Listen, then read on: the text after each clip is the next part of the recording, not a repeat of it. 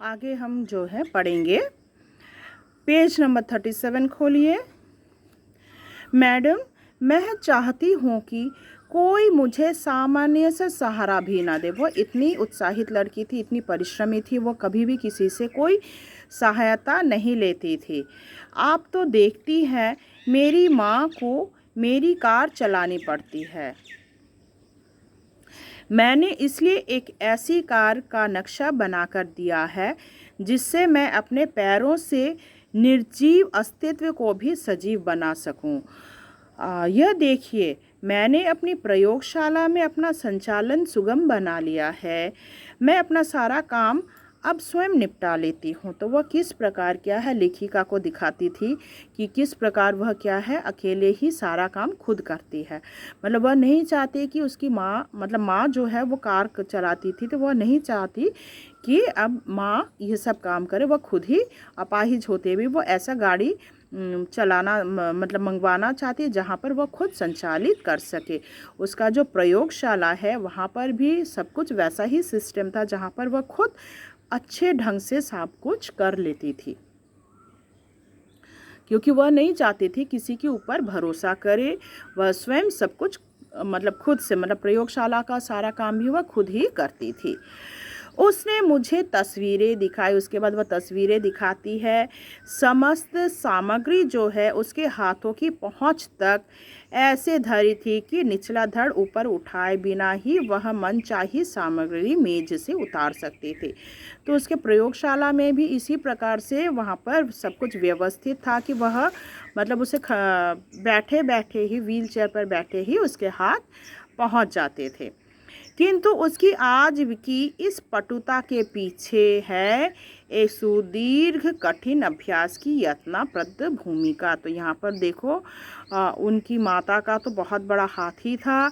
यहाँ तक स्वयं डॉक्टर चंद्रा जो हैं उनके प्रोफेसर ने भी यह कहा था। उनके जो प्रोफेसर हैं उन्होंने कहा था, हमने आज तक 2 व्यक्तियों द्वारा सम्मिलित रूप में नोबेल पुरस्कार पाने के ही विषय में सुना था, किंतु आज हम शायद पहली बार इस पीएचडी के विषय में भी कह सकते हैं। देखा जाए तो यह डॉक्टरेट भी संयुक्त रूप से मिलनी चाहिए। तो ये जो डॉक्टरेट की डिग्री क्या है डॉक्टर चंद्रा को मिला था, तो उनके प्रोफेसर चाहते थे ये संयुक्त रूप से मिलना चाहिए, मतलब उसे एवं उसकी माता को। ठीक है, क्योंकि दोनों ने ही माता के सहयोग से ही क्या है वो इतने ऊंचे तक, किस प्रकार माँ हमेशा क्या है बचपन से उसके पीछे लगी रही, किस प्रकार उसको खड़ा किया। तो इसीलिए कहा कि डॉक्टरेट की डिग्री क्या है माँ को भी मिलना चाहिए। डॉक्टर चंद्रा उनकी अद्भुत साहसी जननी श्रीमती टी सुब्रमण्यम को, तो माता जी का नाम क्या है टी सुब्रमण्यम, अंडरलाइन कर लोगे। 25 वर्ष तक इस सहिष्णु महिला ने पुत्री के साथ साथ कैसी कठिन साधना की। तो 25 सालों से लगातार क्या है वह डॉक्टर चंद्रा के पीछे किस प्रकार लगी रही उसके बारे में कहा गया है। उसकी साधना के बगैर यह संभव ही नहीं था। और इस साधना का सुखद अंत हुआ 1976 में, 1976 में, जब चंद्रा को डॉक्टरेट मिली माइक्रोबायोलॉजी में। तो अगर आता है कि किस विषय में डॉक्टर चंद्रा को डॉक्टरेट की डिग्री हासिल हुई, तो तुम लिखोगे माइक्रोबायोलॉजी में। अपंग स्त्री में इस विषय में डॉक्टरेट पाने वाली डॉक्टर चंद्रा प्रथम भारतीय है। तो डॉक्टर चंद्रा जो है वो प्रथम, पहली भारतीय स्त्री है जिसे क्या है डॉक्टरेट की डिग्री हासिल हुई। मतलब अपंग महिलाओं में सबसे पहला डॉक्टरेट की डिग्री हासिल करने वाली वह पहली महिला है।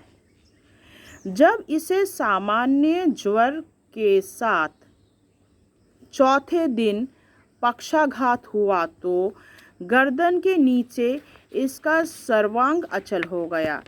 तो ज्वर हुआ था एवं ज्वर के बाद क्या है उसे लकवा हो गया था, तो जिसके कारण क्या हुआ नीचे का जो अंग है वह पूरी तरह से क्या हो गया था, अचल हो गया था। भयभीत होकर उसने बड़े से बड़े डॉक्टर को दिखाया। तब माँ क्या करती है, उसे लेकर इस डॉक्टर के पास, उस डॉक्टर के पास, विभिन्न डॉक्टर के पास जाती है कि अचानक से उसको इस प्रकार का लकवा क्यों आ गया। लकवा मतलब क्या है, पैरालिसिस। सब ने एक स्वर में कहा, आप व्यर्थ पैसा बर्बाद कर मत कीजिए। तो डॉक्टर ने भी कहा कि आप क्या कर रही हैं, व्यर्थ पैसा ही बर्बाद कर रही हैं।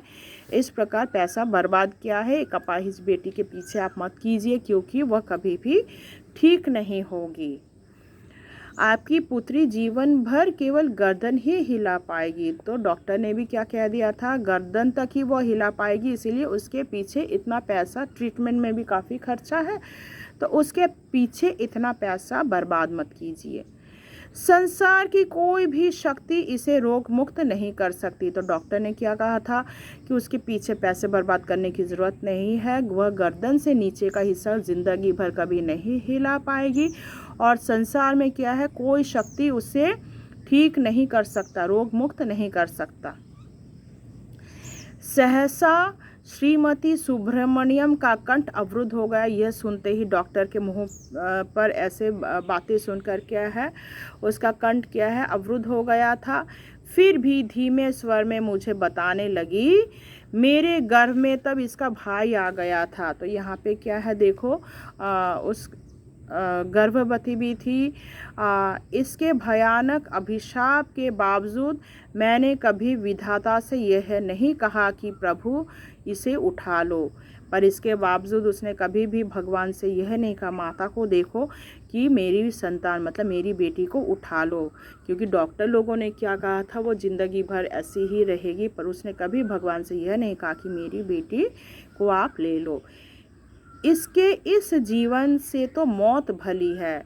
मतलब क्या है, हम लोग क्या सोचेंगे कि भाई ऐसे जीवन से तो मर जाना बेहतर है, पर क्या है, लेखिका की माँ ने कभी भी ऐसा नहीं सोचा, मतलब सुब्रमण्यम ने ऐसा उसके दिमाग में कभी भी नहीं आया। मैं निरंतर इसके जीवन की भीख मांगती रही। वह भगवान के पास समक्ष क्या है, हमेशा चंद्रा का भीख मांगती रही, जिंदगी का।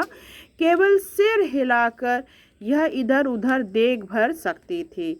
तो जब छोटी थी तो वह बिस्तर पर लेटी ही रहती थी, वह सिर्फ क्या करती थी, इधर उधर देखती थी, गर्दन हिलाकर। इसके अलावा उसका बाकी जो शरीर था वह पूरी तरह से लकवा मार गया था। ना हाथों में कोई गति थी, ना पैरों में। फिर भी मैंने आशा नहीं छोड़ी। उसके हाथ पांव तो बिल्कुल नहीं चलते थे, तो फिर भी उसने कोई आशा नहीं छोड़ा।